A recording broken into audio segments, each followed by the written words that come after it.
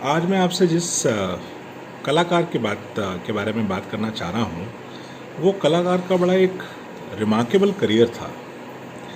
1928 में जन्म हुआ दारा सिंह का, जिनकी हाइट लगभग 6 फुट 2 इंच थी, वज़न 127 किलो था, प्रोफेशनल रेसलर थे। मेरे हिसाब से 1952 में उन्होंने रुस्तम हिंद यानी कि जो इंडिया की जो चैम्पियनशिप टाइटल था, I think Indian style wrestling में, हिंदुस्तानी स्टाइल रेसलिंग में उन्होंने वो जीता।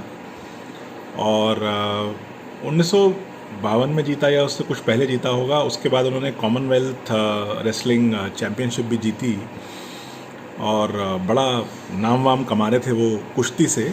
लेकिन जैसे कि होता है कि अगर वो कुश्ती में ही रह जाते तो आज हम उनकी ऐसे बात ना करते, क्योंकि हमारे यहाँ क्या है कि आपको तो पता ही है कि बड़े बड़े स्पोर्ट्स के स्टार्स हुए हैं, लेकिन आज बेचारे उनको कोई याद करने वाला नहीं है। तो दारा सिंह में कुछ ऐसी बात थी जो कि उनको 1952 में फिल्मों में एंट्री मिल गई। अब सोचिए कितनी बड़ी बात है। कितने लोग बॉम्बे जाते हैं अपने सपनों को चेज़ करने कि हमें फिल्म एक्टर बनना है, लेकिन बेचारों को किस्मत वाले होते हैं तो कुछ छोटा मोटा एक रोल मिल जाता है, बेचारे उसी उम्मीद पे पूरी ज़िंदगी गुजार देते हैं, अपनी ज़िंदगी बर्बाद कर लेते हैं। और यहाँ पर दारा सिंह को बैठे बिठाए एक तरह से एक फ़िल्मी करियर मिल गया, जो कि उन्होंने बड़ी बखूबी निभाया और अपने बड़ी लिमिटेशंस के बावजूद उन्होंने उसको बड़ी बखूबी निभाया। 1952 में एक फ़िल्म आई थी संग दिल, जिसमें दारा सिंह जी की वो डेब्यू फिल्म थी। तो दारा सिंह जी का करियर जब 1952 से शुरू हुआ तो आखिरी फिल्म उनकी जो मुझे याद है, जो मैंने देखी, वो थी जब वी मेट, जिसमें वो 2012 में, जिसमें वो एक फैमिली के हेड का रोल निभाते हैं। तो इतना लंबा करियर, मतलब कितने साल हो गए? 60 साल हो गए।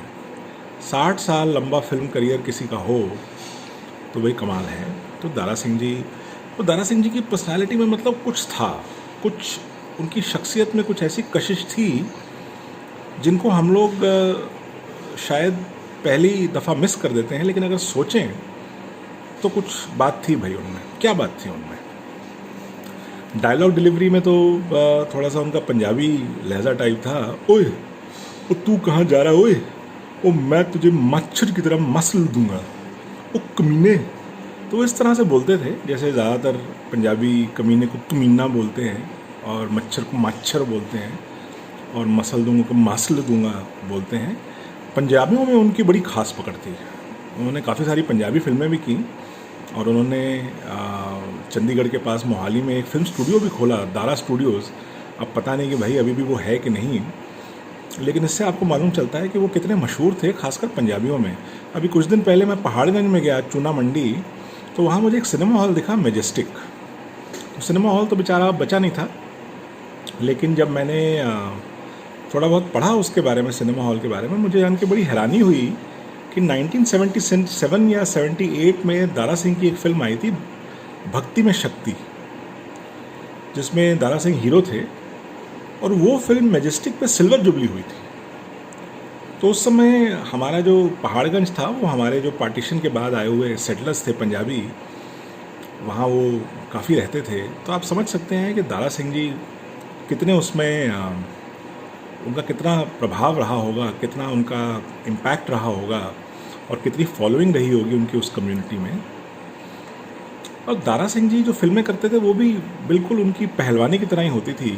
सैमसन, रुस्तम फौलाद, किंग कॉन्ग, रुस्तम हिंद, इन सब में दारा सिंह जी एक सुपर हीरो की तरह आते थे और अपने विलन्स को, ओए ओ तू ये क्या कर रहा है, ओए तेरे को मैं मच्छर की तरह मसल दूंगा कमीने, ऐसे करके वो चले जाते थे। मतलब ये डायलॉग उनका उन्होंने पता नहीं कितनी बार बोला होगा। ओए ओ तुम क्या हो, वो मेरे सामने टिकने की हिम्मत नहीं करना, एक लत मारूंगा तो तुम लोग वहाँ जाके गिरोगे। तो इस तरह से उन्हें कितने डायलॉग बोले होंगे अपनी फिल्मों में, आप समझ सकते हैं।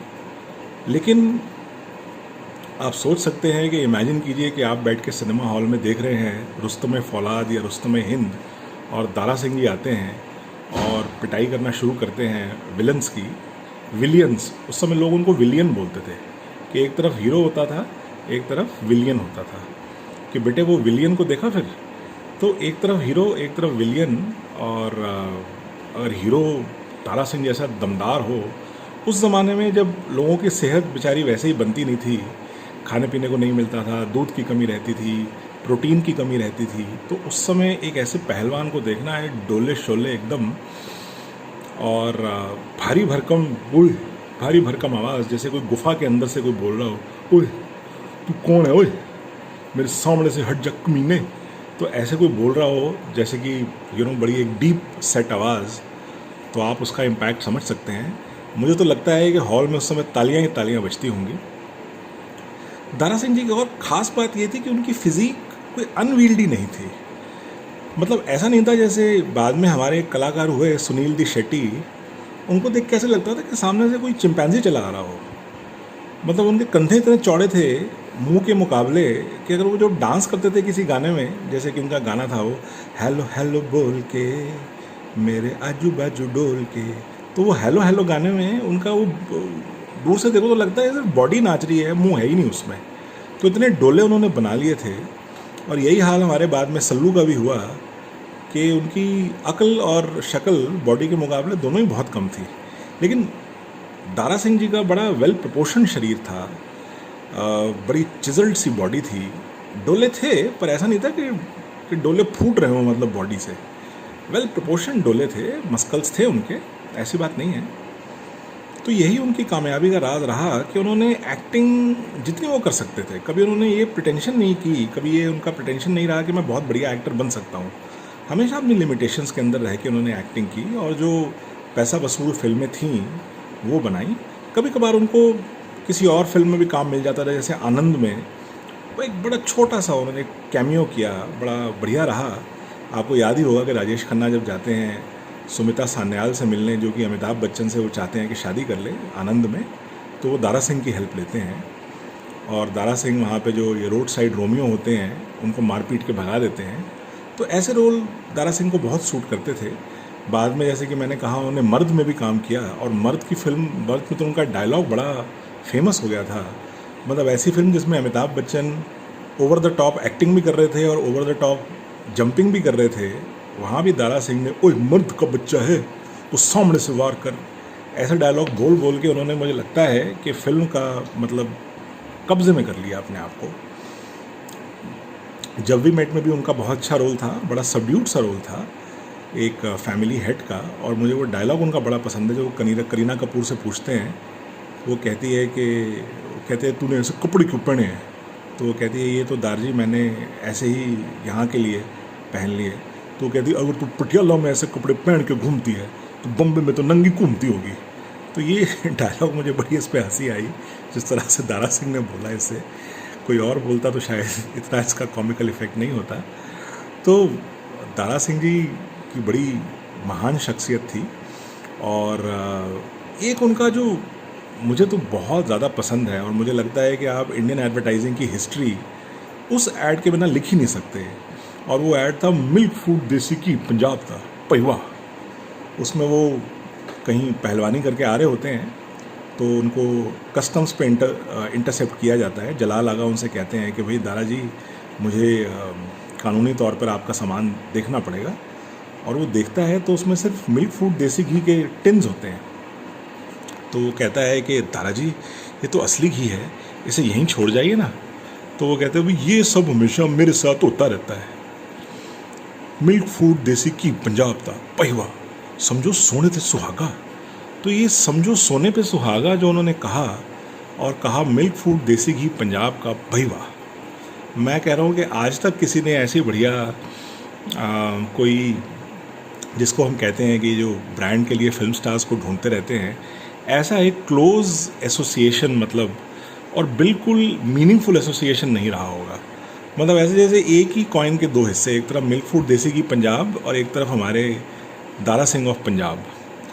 तो मिल्क फूड उनका बड़ा कामयाब ऐड था। जब कभी हम फिल्म देखने जाते थे लेट 70s में या अर्ली 80s में, तो वो ये ऐड फिल्म से पहले चलता था, और जितनी सीटियाँ इस ऐड पे बजती थी वो शायद बाद में फिल्म पे भी ना बजती हूँ। और उसके बाद कहने की ज़रूरत नहीं है कि लेट 80s में उन्होंने हनुमान का रोल किया। इससे पहले वो एक्चुअली हनुमान का रोल एक फिल्म में कर चुके थे। फिल्म का नाम है बजरंगी, 1976 में आई थी, लेकिन ज़्यादा कामयाब नहीं हुई थी। लेकिन जब टीवी पे रामायण को बनाया गया, जो कि मेरे हिसाब से बड़ी प्लास्टिकी और थोड़ी नौटंकी टाइप ही बनाई गई थी, लेकिन चलिए इतनी वो सुपर हिट थी तो हम कौन होते हैं कमियां निकालने वाले उसकी। तो उसमें जाहिर है दारा सिंह को हनुमान का रोल दिया गया। उनको सुग्रीव और बाली का रोल भी दे सकते थे, लेकिन हनुमान जी फिर हनुमान जी हैं भाई, सेंट्रल है रामायण में, तो दारा सिंह को वो रोल तो मिलना ही था। और दारा सिंह को वो रोल मिला। और दुख की बात यह है कि उनकी नेचुरल आवाज़ को डब कर दिया गया। जहाँ पे वो उनकी ये दबदबे वाली आवाज़, उनका एक कॉलिंग कार्ड थी, उनका यूएसपी थी, उस सीरियल में एक तो बड़ी संस्कृताइज्ड हिंदी बोलते थे सब कैरेक्टर्स, पिताश्री माताश्री करके। और दारा सिंह जी को भी बिल्कुल ऐसा ये वाला आवाज़ डब कर दी गई उनकी। और थोड़ा सा मुझे वो फ़नी लगता था कि जैसे वो अशोक वाटिका में गए और वहाँ पे सीता को कहते हैं कि आप मेरे साथ चलो, मैं आपको अपने पीठ पे बिठा के वापस ले चलता हूँ। तो अगर दारा सिंह हमारे असली वाले होते तो वो कहते सीता माता बैठ जा मेरी पीठ पे, मैं तुझे उठा के लंका ते पार ले चलता हूँ। लेकिन वो उन्होंने कहा ऐसे, माते आप मेरे साथ चलिए माते। तो ये बड़ा जारिंग सा लगा मुझे, बड़ा इनकॉन्ग्रुअस सा मुझे लगा। लेकिन खैर चलिए, अब समय की मांग थी और वक्त की मांग थी तो उनको डब कर दिया गया। लेकिन जैसे कि मैंने कहा कि उनका जो व्यक्तित्व था, आवाज़ थी, बड़े वो पावरफुल दिखते थे, मतलब पावरफुल विदाउट लुकिंग मॉन्स्ट्रसली मसल्ड, जिसको मैं कहूँगा। तो ये बड़ी कमाल की चीज़ थी। और 2012 में उनका निधन हुआ। उनके सुपुत्र विंडू हैं, नाम भी बड़ा शानदार है विंडू। और क्या कहा जाए विंडू के बारे में। अब अभिषेक बच्चन जो अमिताभ बच्चन के साथ रहे, ये कहाँ अमिताभ और कहाँ अभिषेक। थोड़ी सी अभिषेक बच्चन की भी ट्रक ड्राइवर वाली पर्सनालिटी है। वही विंडू का हाल हो गया कि विंडू बेचारे, ना आलू ना पनीर, कुछ नहीं रह गया विंडू का। और वैसे भी दारा सिंह तो जैसे लोग एक ही होते हैं, बस एक हो जाते हैं तो फिर नहीं होते। तो हमारी फिल्मी दुनिया के पहले ही मैन, पहले मसल्ड हीरो, जिन्होंने अपनी फ़िज़ीक के बल पर अपना दबदबा कायम किया, सबसे ज़्यादा अपने आप को रिवील किया, सबसे ज़्यादा अपने टॉपलेस शॉट्स दिए। उनकी फिल्मों में हीरोइन तो पूरे कपड़े पहनती थी, लेकिन दारा सिंह जी ऐसे मतलब रिवीलिंग कपड़े टाइप पहनते थे कि लोग देख के बोले कि वाह क्या बात है। तो भाई मेरे तो वो पसंदीदा कलाकार रहे हैं और रहेंगे। और अभी मैंने परसों ही जब वी मेट देखी तो मुझे उनमें उनका जो किरदार, नाम भूल गया उसका मैं, किरदार का, बड़ा पसंद आया। और मैं एंड में यही कह सकता हूँ कि भाई जन्नत बख्शे खुदा उनको, और बख्शी भी होगी। बड़े भले आदमी थे, मैंने सुना है, बड़ी बार फिल्मों के पैसे नहीं लेते थे, प्रोड्यूसर्स की हेल्प करते थे, और बड़े दिलदार कुछ आदमी थे। और हमारे बाद में आने वाले पंजाबी सुपरस्टार जैसे धर्म पाजी वगैरह को उन्होंने काफ़ी प्रोत्साहित किया।